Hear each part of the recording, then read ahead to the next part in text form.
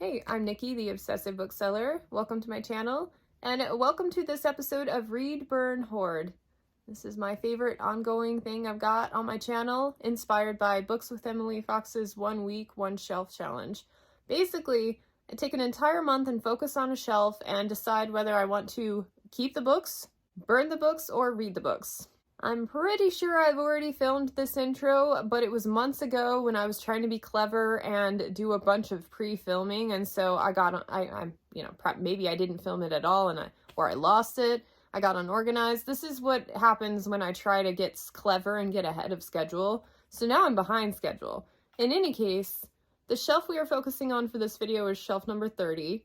It's one where when I went to film the actual shelf, noticed I didn't have a sticky for 30. Like, where's shelf 30? I don't know. So I kind of created a 30 shelf. And unlike most shelves, it took me 3 months to resolve everything on this one. So let's go take a look at it. I brought shelf 31 down from on high because holding the camera steady while balancing on a ladder just does not seem like really good film quality. So let's talk about the books on this shelf. The first thing I have is Dragon Mage by M.L. Spencer. This was one of those impulse buys where, I'd heard the story was pretty good, maybe a tad long-winded, but really worth the effort. But I'll be totally honest, I mostly bought this because the cover is beautiful. And, I love that the naked hardcover also has the same image. So I bought this because it was pretty.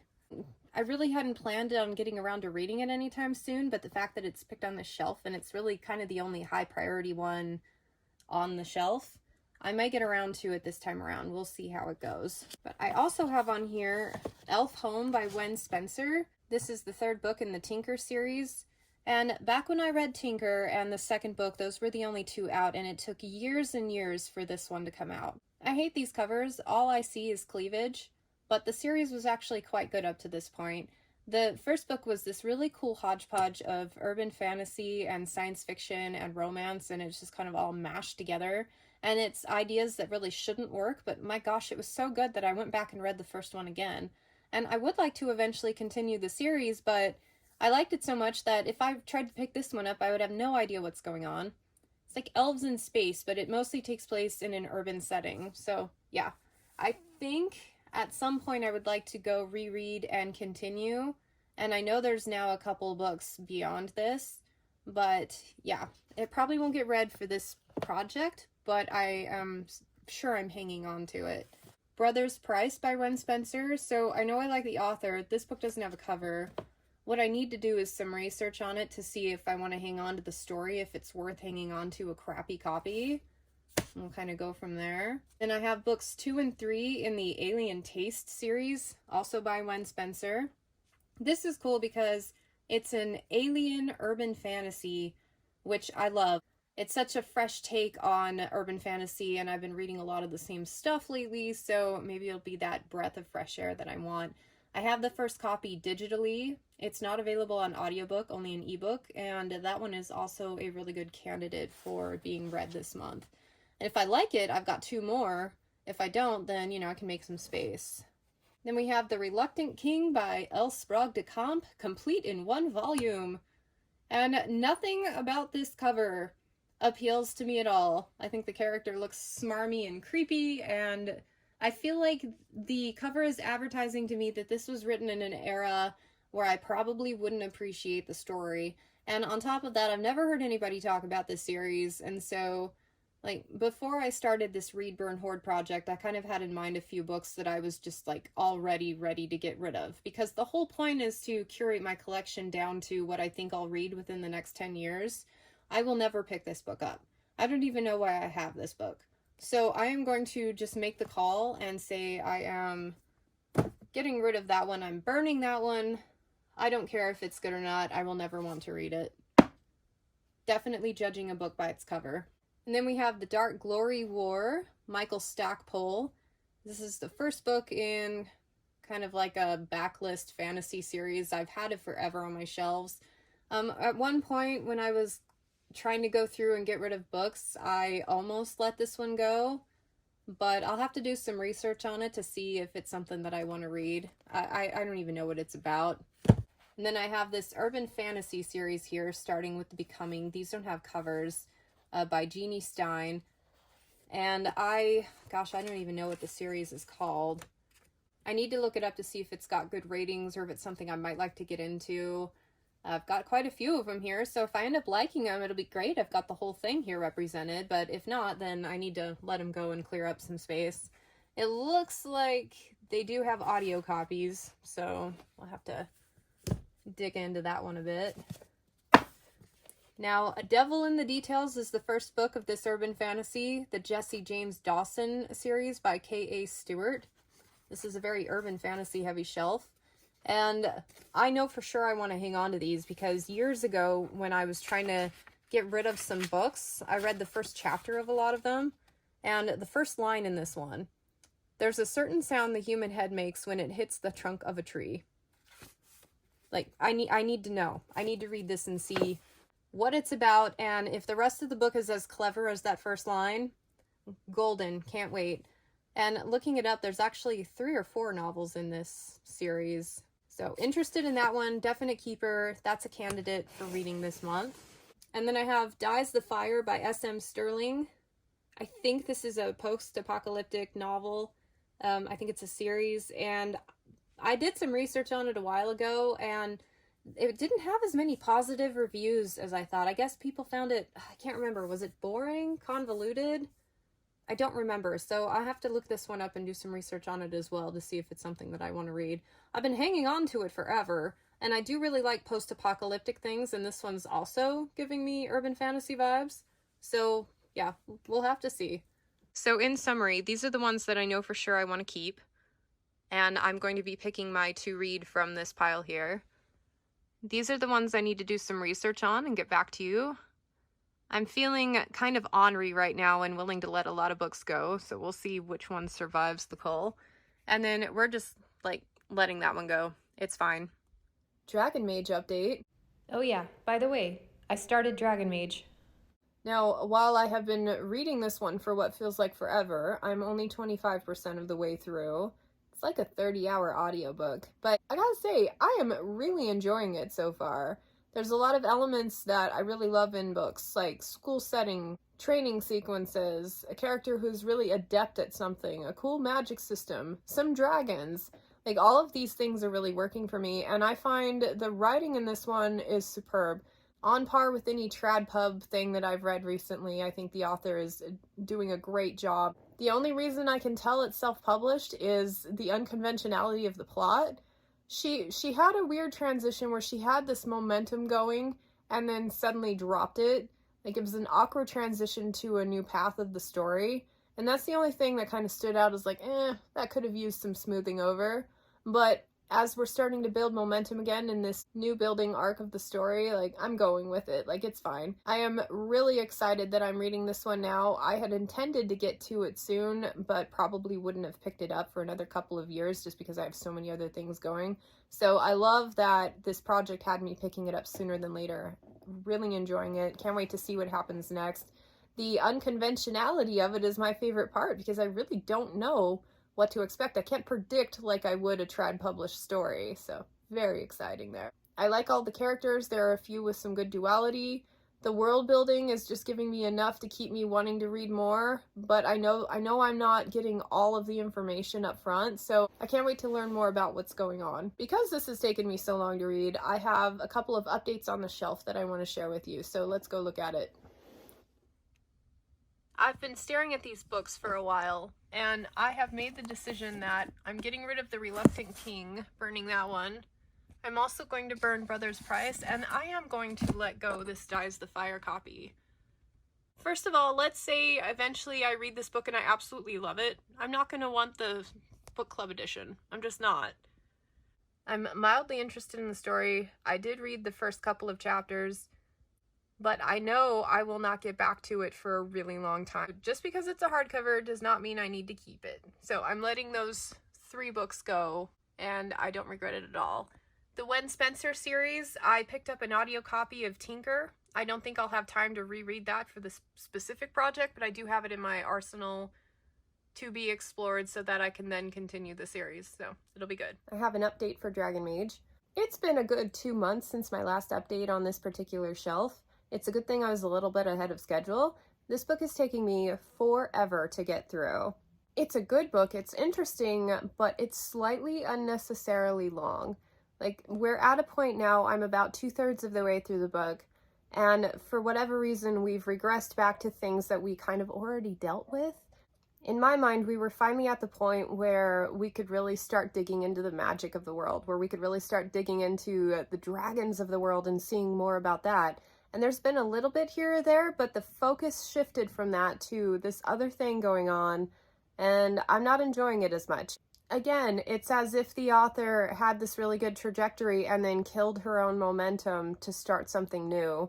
It wasn't as blatant as the first time around, but yeah, it's almost like every third of the book has been split up into a different segment, which is unfortunate because I was really liking what was going on in the second segment. So overall, every single time I pick up a chapter of this book, I really love what I'm reading. It's a comfort read.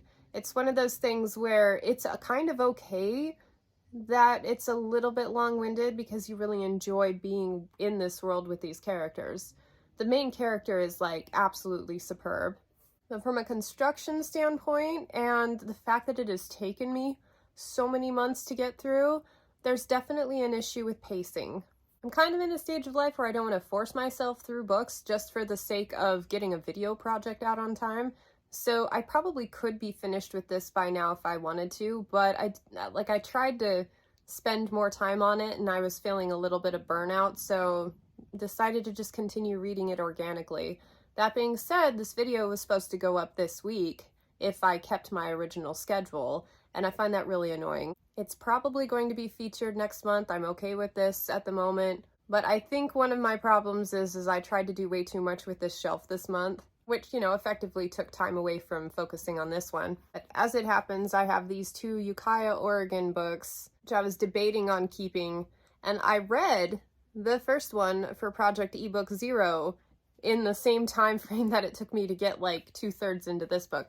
To be fair with Dragon Mage, if I wasn't on a time crunch and if I wasn't trying to give an accurate representation of the quality of the book, then I may not have focused as much on the pacing issue, because it is a lot of fun and the things that are working for me are working really well. I just wish it was working a little faster. I finished Dragon Mage.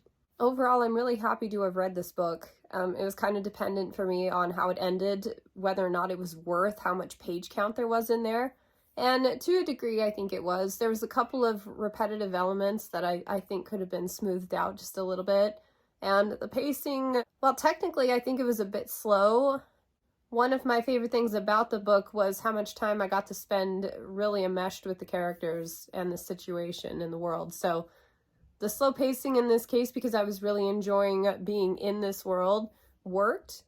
But like I said, there were a couple of places where they could have tightened it up a little bit and not lost any momentum. Actually gained momentum in that case, really. By far, the biggest highlight of this book is the main character, Aram. He's easily one of the most wholesome characters I've ever read about, and he'll have a place right here in my heart for a long time. I really love the character. I thought the author did a really good job at making him feel human with flaws and faults, and showing from his perspective how he has a whole bunch of insecurities, but then also showing him how everybody else views him. It's a really cool juxtaposition and kind of highlights how we tend to ostracize people who are different. But if you just hang in there, there is a tribe of people who will appreciate you for exactly who you are. It's just a matter of finding them. And so this book was a really good feel-good book. From a dragon perspective, it really didn't offer anything new, and in fact it might have been a slight it had a really good dragon atmosphere and kind of a cool ooh, we got dragons in this world, but everything about it is stuff I've read before and it wasn't very revolutionary. So don't pick this book up for the dragons, pick it up for the main character. I thought the magic system was cool and I liked the training sequences, but there could have been more of them. And that was also something that kind of yeah, it was cool. I'm glad it was included. It was a good element of the story, but I've seen it done a little better before. I'd heard this one was a standalone. The ending left open, I think, one plot point that could be expanded on, and I've heard rumor that the author is starting in on the second book, but is kind of facing some writer's block. I liked her writing enough that if she came out with another book set in the same world, I would definitely pick it up. Just a couple of recommendations. If you've read this and the main character was also your favorite part of the story, I highly recommend Robin Hobb's Elderling series, specifically starting with Assassin's Apprentice. Or you could even start with Live Ship if that one sounds a lot more entertaining. But it also has that very slow pacing and that deep connection to characters, and characters that just feel so beautifully flawed. They feel like real people, and that's why I love it. If you wanted a dragon story and didn't get one, I recommend either Joust by Mercedes Lackey. Kind of a slower pacing, humble main character, but it was dragon-tastic. Or Dragon Weather by Lawrence Watt Evans, whereas Joust focused on this very narrow setting and this kid's relationship with the dragons. Dragon Weather is wildly different, kind of a broader scope, and the secondary character in Dragon Mage, Marcus, if you liked him, I think you'd like the main character in Dragon Weather. Good stuff. So now, this book took me 3 months to get through. I thought I was being all smart, starting it early, and I'm like, I'm gonna film ahead and get a whole bunch of Read, Burn, Hoards all done, because no one cares if it takes me a whole month to do my assignment or a week. Yeah, 3 months. So I was ahead of schedule and now I'm behind, to the point where this is the video that was supposed to have gone up last week, but it didn't. Whatever, it happens. Because I've had so long to percolate on it, let's go look at the shelf. I've done a lot of damage on it. We'll do our final Read, Burn, Hoard designation. Here's what the shelf looks like. So I've not changed my mind on getting rid of the Reluctant King. That one's going. Still getting rid of The Brother's Price by Wen Spencer. I have easy access to a library copy of that, and this one doesn't even have a cover. I experimented with Dies the Fire. Well, there go those. I decided that I am interested in this one, but maybe not enough to hang on to a hardcover of the first book, especially considering how many there are. Okay, the book's on the floor. I read Alien Taste for ebook 0. I'll link that in the description. Tainted Trail is the second book, and then this Dog Warrior is the fourth book. I've been back and forth on these because they are currently available in ebook, and that's probably how I'd read them. I did not like the first one enough to pick up a paperback to complete the set, so hanging on to these will just be place markers on my shelves. The only hesitation is if for some reason they go out of ebook production. You know, sometimes they lose the rights to produce them or whatever. But I can't see myself picking up the second book anytime soon. So I think I'm going to let these ones go as well, considering I don't really want to collect the series. So this is basically all I'm keeping this time around. I'm definitely going to reread the first two in the Tinker series to continue on with that, but I didn't want to make that a priority right now. This random urban fantasy series will get explored at some point. Really excited about A Devil in the Details. I'm on the fence about this one, but the fact that it's only available in print is why I'm hanging on to it for now. Next time I explore this shelf, I will definitely look into these and either get rid of them or read them. Red Dragon Mage, hoarding all of these, and burning these. Not bad. Okay, time to pick another shelf. Now the thing is like I told you, I was trying to get a little bit ahead of schedule. So somewhere in all the filming that I've done over the last 3 months, I picked another shelf. I'm currently working on shelf 13. I did it on camera, but I don't know if it'll be included in one of the videos. But I would like to have 2 shelves kind of, at least I'd like to start thinking about the shelf beyond the current one that I'm working on. Give myself time to put the books on hold, do some curating by buying some books. That's the fun part. So we're going to pick another shelf today. And I have been just dying to finish Dragon Mage so that I can pick another shelf. Okay. We are doing shelf 34 next, after shelf 13. That's pretty high up there. I think it might even be one of the last shelves on the list for the project. Thanks so much for watching, and I hope to catch you on the next one. Bye.